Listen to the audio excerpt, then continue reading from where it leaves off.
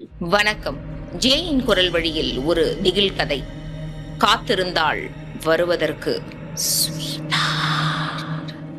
1995 ஓஎம்ஆர்ல கடற்கரையை ஒட்டி இருந்த ஒரு தனி பங்களால ஷில்பாவும் தீபாவும் மட்டும் இருந்தாங்க. ஷில்பாவுக்கு எப்ப வேணாலும் பிரசவ வலி வரலாம் அப்படிங்கிற அந்த நிலைமையில இருந்தா. அவ அப்ப அந்த டெலிபோன்ல யார்கிட்டயோ அழுதுகிட்டு கோபமா பேசி முடிச்ச அடுத்த 5வது நிமிஷம் அவளோட ரூம்ல இருந்து ஒரு பயங்கர சத்தம். அந்த சத்தத்தை கேட்டு ஓடி வந்த தீபா கதவை திறந்து பார்த்த அவளுக்கு பயங்கர அதிர்ச்சி. என்னன்னா, ஷில்பா தன்னுடைய வயிற்றுல கத்திரிக்கோளால இருந்தா.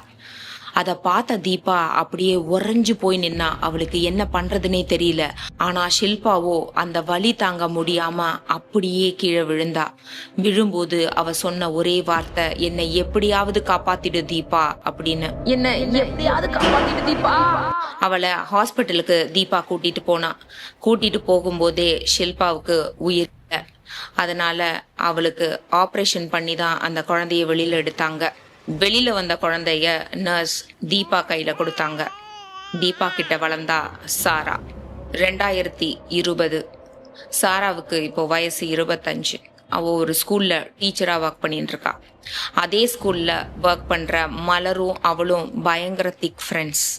ஸோ டெய்லியுமே மலரும் சாராவும் தான் ஒன்னா ஒரே ஸ்கூட்டில போவாங்க. மலர் தான் வந்து பிக்கப் பண்ணிப்பா. அவங்க 2 பேரும் அந்த மாதிரி போகும்பொழுது ஆக்சிடென்ட் ஆகி கீழே விழுறாங்க. கீழே விழுந்த மலருடைய கையில அடிபட்ட அந்த 2 பேரையும் கூட இருந்தவங்க ஒரு ஹாஸ்பிட்டலுக்கு கூட்டிட்டு போறாங்க. அங்க சாராவோட கைய எக்ஸ்ரே எடுத்து பாக்குறாங்க. எக்ஸ்ரே எடுத்து பார்த்த டாக்டருக்கு அது வந்து ஒரு ஏர்லைன் ஃப்ராக்சர் அப்படின்னு சொல்றாரு. அதே நேரத்துல அதே எக்ஸ்ரேவை பார்த்த சாராவுக்கோ அது என்னமோ மாதிரி இருந்தது. அதாவது தன்னோட கைக்குள்ள இன்னொரு கை தெரியற மாதிரியே ஒரு ஃபீலிங்.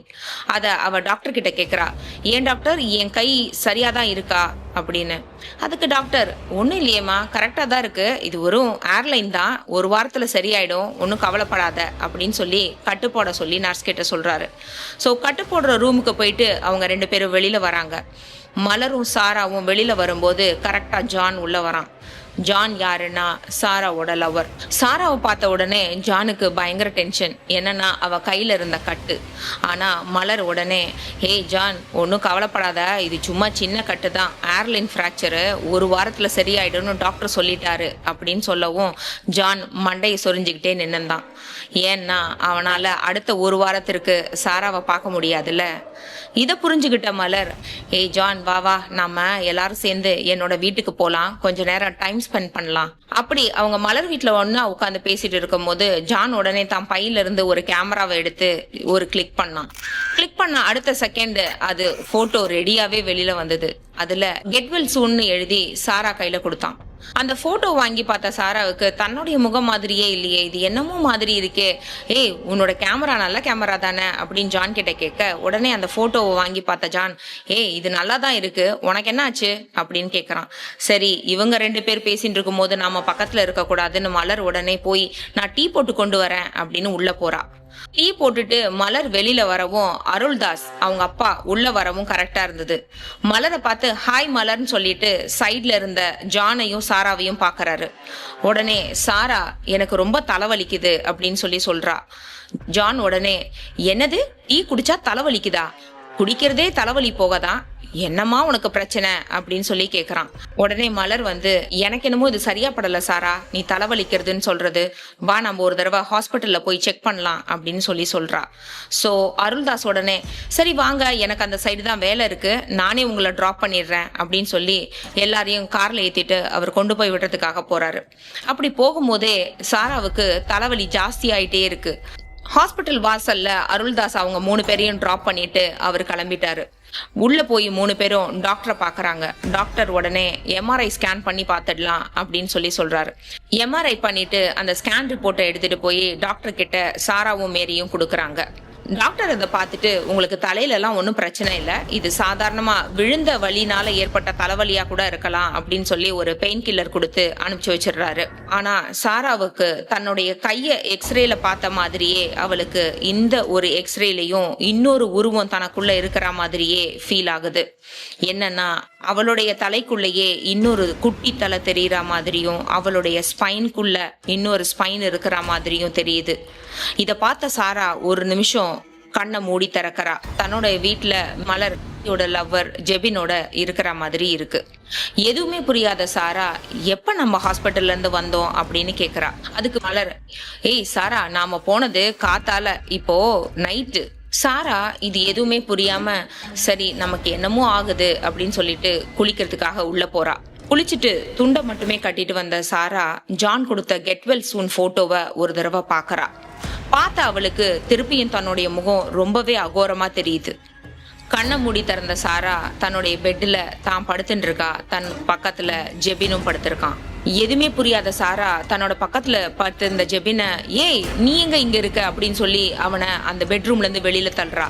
உடனே ஜெபின், ஏய் இவ்வளவு நேரம் எனக்கு கம்பெனி கொடுத்த, இப்ப என்னாச்சு உனக்கு அப்படின்னு சொல்லிட்டு அவளை ஒரு நிமிஷம் வெறிச்சு பாக்குறான். சாரா எதுவுமே புரியாம அவனை வீட்டை விட்டு வெளியில அனுப்பி கதவை சாத்துறா. அப்படியே குழப்பத்திலேயே போய் சாரா படுத்து தூங்குறா.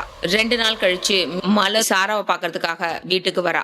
வந்த மலர், ஏய் அன்னைக்கு ஜெபின் இங்க தானே இருந்தான், அதுக்கப்புறமா நான் 2 நாளா அவனை பார்க்கவே இல்லை, உனக்கு ஏதாவது தெரியுமா அப்படின்னு சாரா கிட்ட கேக்குறா. சாராவும் ஒரு நிமிஷம் அவளை முறைச்சு பார்த்துட்டு, இல்லையே எனக்கு எதுவும் தெரியாதே அப்படின்னு சொல்லிட்டு உள்ள போயிடுறா. உடனே மலர், ஏய் சாரா, என்கிட்ட நீ பொய் சொல்லாத, நீ எதையோ மறைக்கிற அப்படின்னு அவளும் கோவத்துல கத்துறா. கோவமான சாராவோட முகம் கொடூரமா மாறுறத மலர் ஒரு செகண்ட் பார்த்துட்டு பயந்து போறா. கொஞ்சம் கூட எதிர்பார்க்காத அந்த நேரத்துல சாரா தன்னோட இடது கையால மலரோட கழுத்தை பிடிச்சு அப்படியே தூக்கி அந்த செவுத்துல நிறுத்துறா. பயந்து போன மலர், ஏய் சாரா அப்படின்னு கத்துறா. மலர் அடுத்த செகண்ட் சாரா சுயநினைவுக்கு வரா. வந்த உடனே அவளோட பிடியிலிருந்து மலர்றா. விட்டுட்டு அவளும் அப்படியே கீழே உட்கார்ந்துக்கிறா. தனக்குள்ள என்னமோ நடக்குது அப்படின்னு மட்டும்தான் அவளுக்கு தோணுது. ஆனா என்ன நடக்குது, எப்ப நடக்குது அப்படின்றது அவளுக்கு எதுவுமே தெரியல. இது எதுவுமே புரியாத மலர், என்னாச்சு சாரா உனக்கு அப்படின்னு கேட்க, திரும்பவும் சாராவோட முகம் மாறி, எல்லாத்துக்கும் காரணம் உங்க அப்பா தான் அப்படின்னு சொல்றா. என்னது, எங்க அப்பா காரணமா அப்படின்னு மலர் கேட்டுட்டு இருக்கும் போது இவங்க 2 பேர் சண்டைய கேட்டு தீபா உள்ள வர தீபாவுக்கு எல்லாமே புரிஞ்சு போகுது. அவ சாராவுக்கு அவ பிறந்த கதைய சொல்ல ஆரம்பிக்கிறா. ஷில்பாவும் அருள்தாஸும் ஒருத்தருக்கு உண்மையாவே விரும்பி கல்யாணம் பண்ணிக்கணும் அப்படின்னு ஒரு முடிவுக்கு வராங்க. ஆனா அதுக்குள்ள ஷில்பா கர்ப்பமாயிடுறா. கர்ப்பமான ஷில்பாவை அருள்தாஸ் எப்படியோ கயட்டி விட நினைக்கிறான். ஆனா ஷில்பாவோ எப்ப கல்யாணம் பண்ணலாம் அப்படின்னு அருள்தாஸ் கிட்ட கேட்டுட்டே இருக்கா. ஆனா அருள்தாஸோ இப்ப பண்ணலாம் அப்ப பண்ணலான்னு டிலே பண்ணிக்கிட்டே இருந்தான். அதுக்குள்ள இவளுக்கு குழந்தை பிறக்க போற அந்த நாளுமே வந்துடுச்சு. அப்ப ஷில்பா அருள்தாஸ்க்கு போன் பண்ணி, இன்னும் 2 நாள்ல குழந்தையே பிறக்க போகுது, எப்பதான் நம்ம கல்யாணம் அப்படின்னு கேக்குறா.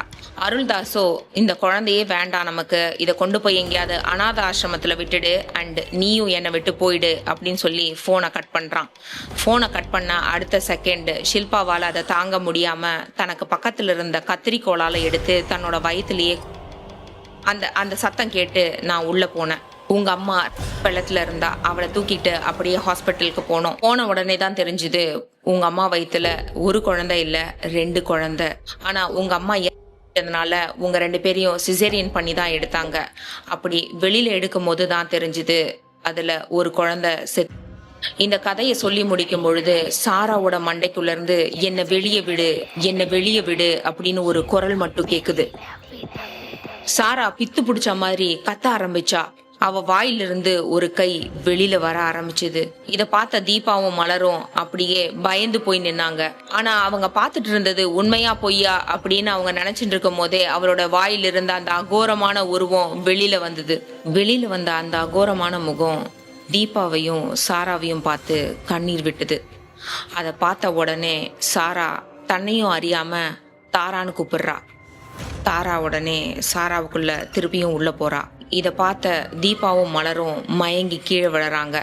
இத ஜன்னல் வழியா பார்த்துட்டு இருந்த ஜெபின் பயந்து அலறி அடிச்சு ஓட்டம் பிடிச்சான்.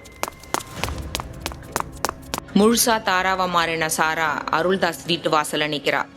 உடனே அருள்தாஸ், என்னம்மா நீ வந்திருக்க, மலர் உன்னதானே பார்க்க வந்திருக்கா அப்படின்னு சொல்லி அவளை வீட்டுக்குள்ள கூப்பிடுறாரு. உள்ள வந்த சாராவுக்கு அருள்தாஸ் தண்ணி எடுக்கிறதுக்காக உள்ள போறாரு. அப்போ ஸ்வீட் ஹார்ட் அப்படின்னு ஒரு குரல் கேக்குது. ஷில்பா குரலை கேட்டு ஷாக் ஆகி திரும்பி பார்த்த அருள்தாஸோட கண்ணை கத்திரிக்கோல் பதம் பார்த்தது. வலியில துடிச்ச அருள்தாஸோட கண்ணு மொத்தமா இருண்டு போச்சு. அப்போ அவன் காது கிட்ட